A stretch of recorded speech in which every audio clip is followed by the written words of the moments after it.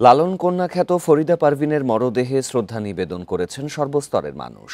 দুপুরে কেন্দ্রীয় শহীদ মিনারে হয় এই শ্রদ্ধা নিবেদন।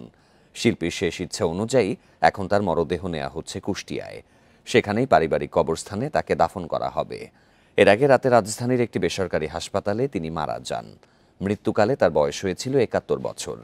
চিকিৎসক জানান, দীর্ঘদিন ধরে ফুসফুস আর কিডনি জটিলতায় ভুগছিলেন তিনি। পাশাপাশি তার হৃদযন্ত্রেও জটিলতা দেখা দিয়েছিল। গত ২রা সেপ্টেম্বর ভর্তি করা হয় রাজধানীর ইউনিভার্সাল মেডিকেলে। শারীরিক অবস্থার অবনতি হলে নেওয়া হয় লাইফ সাপোর্টে। এদিকে ফরিদা পারভিনের মৃত্যুতে শোকাচ্ছন্ন দেশের সঙ্গীতাঙ্গন। শোক জানিয়েছেন প্রধান উপদেষ্টা অধ্যাপক ইউনূস, বিএনপির ভারপ্রাপ্ত চেয়ারম্যান তারেক রহমান সহ বিশিষ্টজনেরা।